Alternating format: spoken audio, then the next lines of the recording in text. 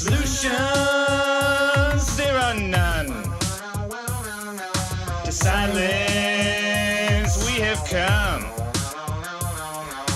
Dark as the darkest coal, thanks dark as my soul. Nothing good will ever last. This is the tragedy of our podcast.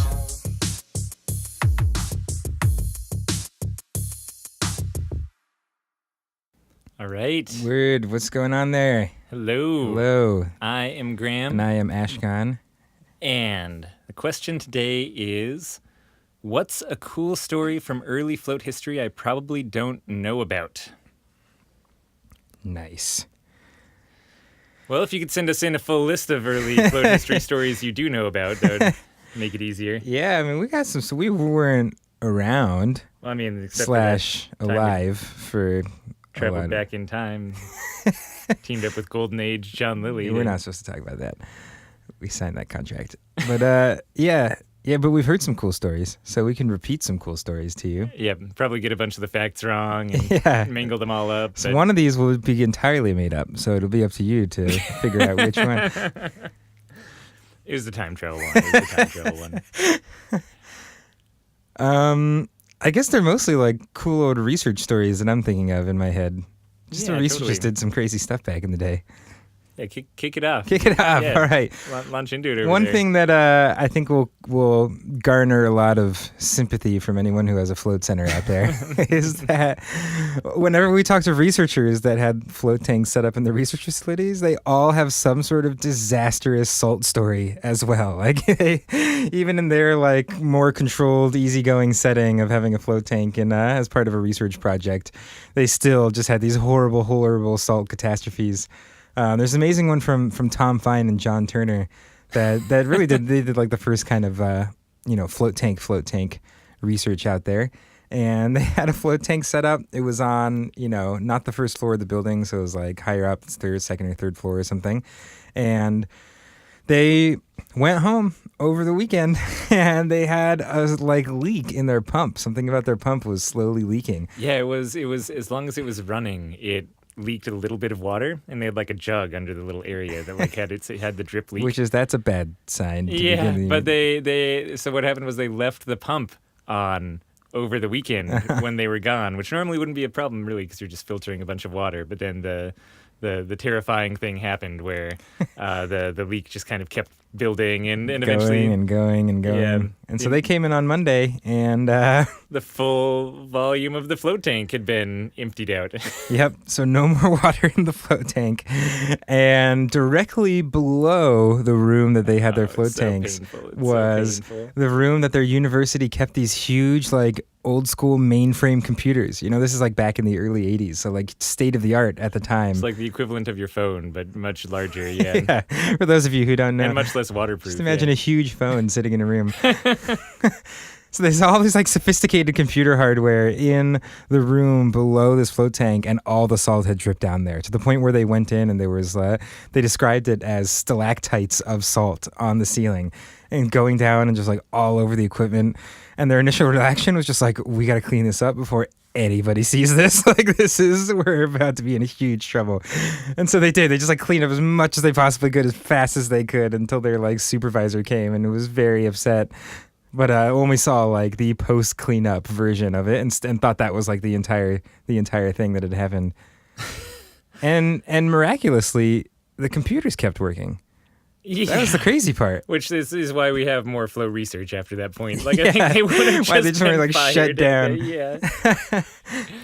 Oh, and there was still when we were visiting their place, we went into what was just some lady's office now, but it used to be where they had a float tank, and there was still just bubbling and salt damage around the base of the wall. Yeah, if you've had a float tank center where you didn't waterproof more than 20 feet beyond the edges of the shower, it's the same little just salt damage kind of creeping into the wall underneath. Yeah, that was really funny to see that there. Same with Arid. We were visiting Arid Barbaj in his research facility where he did all a bunch of dry rest research for years. And short story, we bought this dry tank from him because he He talked us into it, I think. Short more than pitch, anything. if you want a dry tank, contact us. Please get in touch with us if you want to buy a dry float tank. We have one and we don't know what to do with it. So we were there disassembling this whole thing from his research lab where it had been sitting for probably like 30 years or something. Yeah.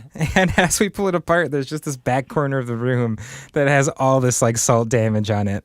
And like his supervisor comes in after we've deconstructed this whole thing to check out the room. And he's like, what's going on in that corner? And Ari was just like, I don't know, it's just been like that. Like, I think the construction crew probably didn't screw something up or something. And to us, it was just so obviously salt damage like from his float tank. But I think he pulled it off. I think he convinced his supervisor that it was not, in fact, his fault. So yeah, I mean, even float laboratories are not immune to the crazy effects of salt damage. Uh-huh. I'm sure pretty much every other lab out there that did the early float research had the exact same crazy construction problems too. I mean, it's just nuts. I was thinking of one from early chamber rest, which is kind of a two-parter. So one, Peter Sudfeld talks about really well in one of his conference talks where he's talking about some of his early research. So I'll leave it for you to go listen to that for details. But basically, he started up chamber rest research in following up what had been done previously in the university he was in, but with much less successful results.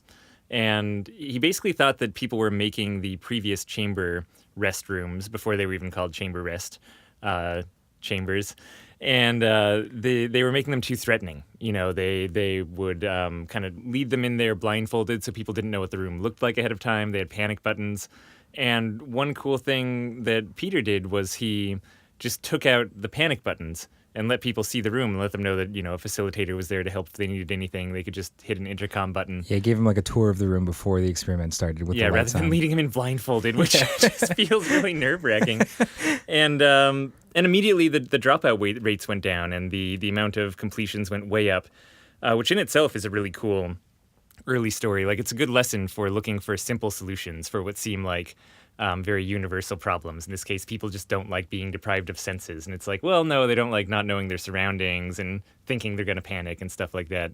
But it became so successful at kind of making people feel comfortable. You know, a lot of people were actually willing to sit there for 24 hours at a time, and they had a huge completion rate for doing these studies with chamber rest then, to the point where they had someone who came in multiple times and kept trying to use different fake names in order to get back into the study. But it's just like Peter running these studies all the time. So like he knew that it was the same guy, but I think he kept hoping to like catch a different researcher or something. But yeah, he kept trying to sneak back in. So that's my early chamber rest anecdote. I mean, I guess just like John Lilly as a person is like, if you haven't looked into John Lilly, you should spend a couple hours doing that, because like the guy did some crazy stuff.